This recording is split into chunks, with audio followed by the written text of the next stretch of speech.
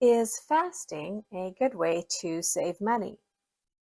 Yes, of course, your health is the most important concern when adapting to a new eating regimen, so check with your doctor. Fasting is a great way to support a frugal lifestyle. I'm not talking about fasting all the time, but a conscious effort to put off a meal for money savings and for health. I believe most of us would be totally fine if we decided to eat less or skip a meal every now and then. Think of it like this. You can save money by purchasing super cheap food from a fast food restaurant, which is unlikely to support good health, or you can decide to eat really nutritious food you prepare yourself that you consume 2 times per day versus 3 times per day. When faced with these two choices, I think it's apparent that skipping dinner or breakfast on occasion is a great alternative.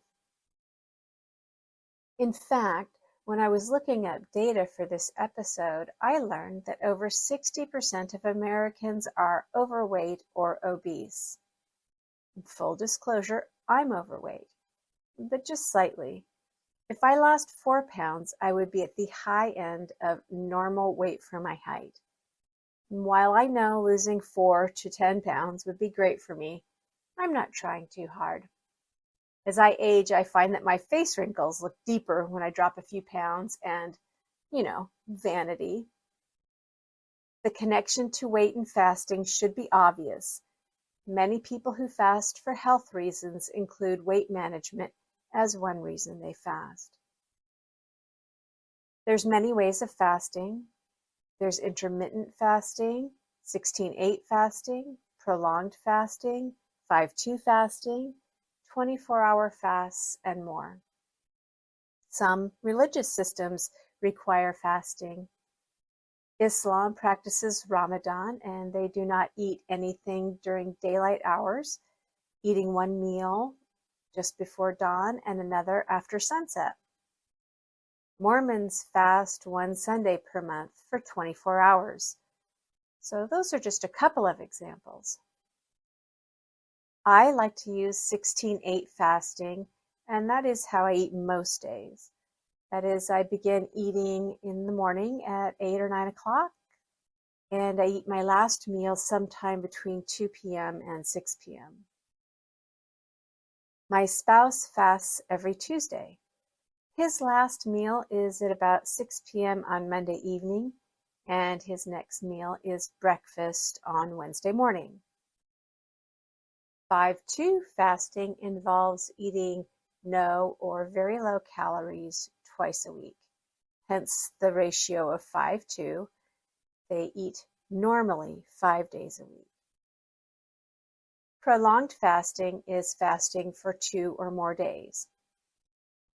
My understanding is that 16/8 is the most popular type of fasting, and I will say that it's not hard.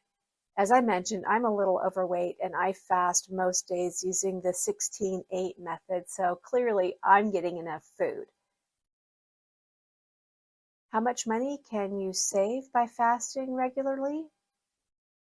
In my free downloadable book, Few Buck Lunch, Cook Food, Save Money, I assert the following. Obviously, eating less will save you money, but how much will depend on how you fast and how much you normally spend on food. You'll have to do the calculations yourself. But let's say you typically spend $10 per person on dinner each day. If you skip dinner 3 times a week, that saves you $30. That's $1,560 per year per person. So get out your calculator, determine which style of fasting works best for you, and figure it out. I've done a prolonged fast 2 times. My spouse and I fasted for a week each time, and while he had positive results, my results were not great. I ended up having post-fast issues with my digestion, and I decided to avoid prolonged fasts moving forward.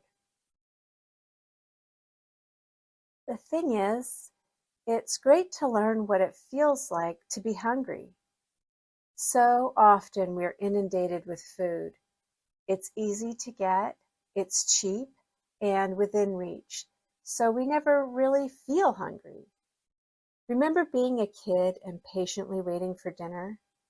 I know I often felt really hungry and disappointed when my mom would say, "It's a half an hour until dinner's ready." My mom would also suggest having a carrot when I needed a snack. It was infuriating. I've adopted this suggestion for my spouse as a joke so he can have a little laugh when he pokes his head in the kitchen looking for something. Feeling hungry is a temporary feeling of slight discomfort. Normally, the feeling will dissipate after a few minutes. Learning this will help you better understand if you're bored, thirsty, or hungry. Sometimes we eat when we don't need to. I love the Japanese method for avoiding overeating. The Japanese eat until they're 80% full. Identifying 80% full is hard, but you can build up to this by leaving one bite behind. That is in direct contrast for the way that most of us eat.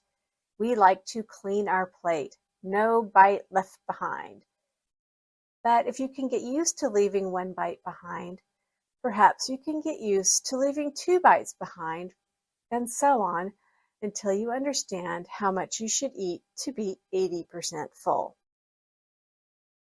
You can simply restrict your eating to 3 times a day with no stacking. Imagine this. You enjoy coffee and toast in the morning, a sizable lunch at noontime.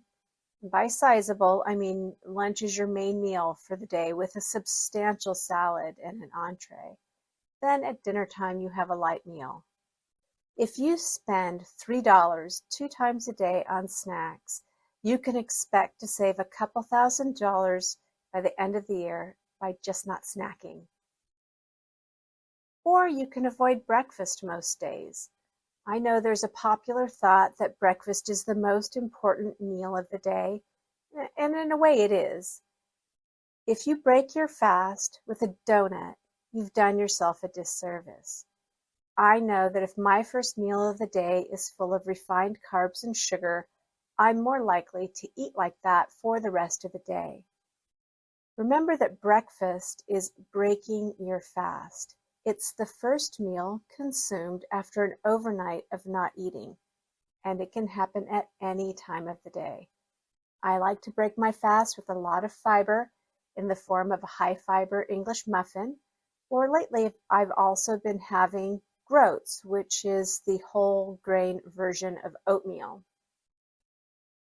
Either way, I also like to incorporate some fruit in the form of berries, apples, and occasionally bananas.